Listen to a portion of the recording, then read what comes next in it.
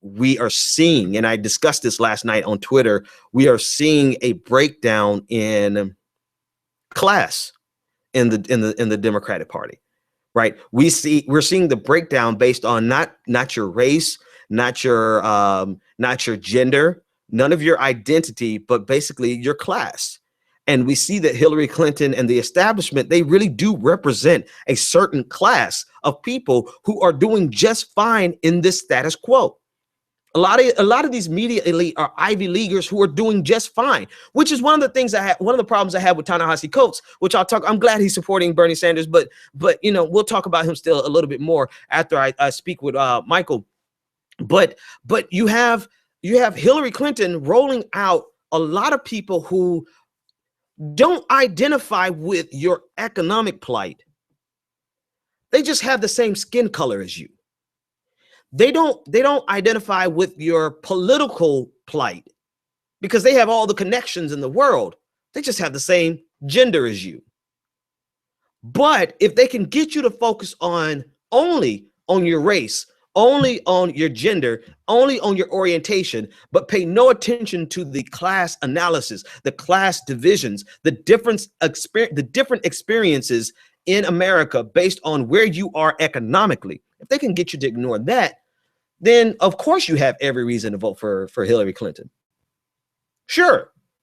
If you just want to look at it through the lens of I'm a woman, you can vote for Hillary Clinton. If you want to look at through the lens of I'm black and that's it, and there's nothing else that matters except the fact that I'm black and there's racism in America, then fine. You may as well vote for Hillary Clinton, even though Bernie Sanders is still stronger on race issues than Hillary Clinton. But I digress. The point is, if you're going to look through your political experience through the myopic lens of one dimension, it's fine to look through the lens of your identity, but inside of your identity, there are different nuances. There are different dimensions to your experience. Case in point, my experience, let's say Oprah Winfrey is a Democrat, right? Which she voted Democrat last in 2012, 2008. Then my experience is entirely different as a black Democrat in America who is middle class than the experience of a black Democrat in America who's in the top 1%. So there is a class analysis that needs to take place. And if they can convince you to just throw that to the side, don't worry about where you are economically, just worry about the fact that Hillary Clinton is going to be good with the blacks, and she's going to be good with the women, and she's going to be good on LGBTQ, but don't worry about the economic component, then of course, then fine. I guess if you don't have any economic problems in America, then hell, you might as well vote for the Republican Party. And what's sad is that there is a requirement for you to ignore the economic analysis in order to justify you supporting Hillary Clinton.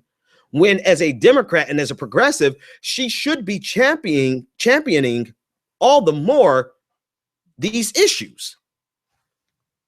It shouldn't just be Bernie Sanders.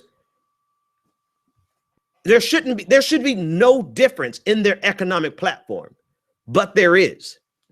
There should be no difference in their desire to raise the minimum wage as high as they possibly can justify, but there is.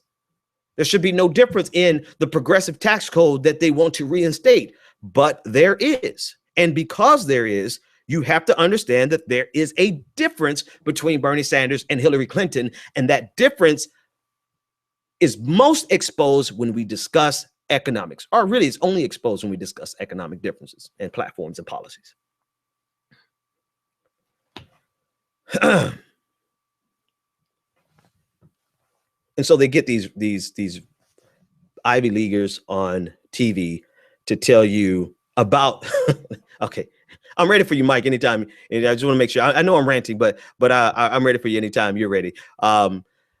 They put these people on television to talk to you about your plight as a woman, but not talk to you about your plight as a middle class woman, or your plight as a poor working class woman, or a woman in poverty, or a woman of color in poverty. Each of those are uniquely different experiences that are erased underneath Hillary Clinton. Underneath Hillary Clinton, you got women and you have women of color, but no conversation about women of color and poverty whatsoever. With Hillary Clinton, you can have conversations about racism in America. She'll talk about racism in America finally, you know, after 30 years of helping build the racist infrastructure. She'll talk about it, of course, but she's not going to talk about the economic component thereof and the economic impetus behind racism and white supremacy and the things that we need to do to unravel it economically. So you could be black and you could talk about white supremacy, but you better not talk about class structure and the different experiences between let's say a Ben Dixon and a Jonathan Capehart. And those are the dynamic differences we see in the party across the board, not just based on identity, but based on the party as a whole. And I was having this conversation with Michael Brooks of the Majority Report last week on Twitter, and we were just laughing. He sent me a video where he was discussing you have these new type of Democrats who will rob a pension fund, but still call themselves a Democrat and a progressive because they support marriage equality. I've got Michael Brooks on the line. Michael, how's it going?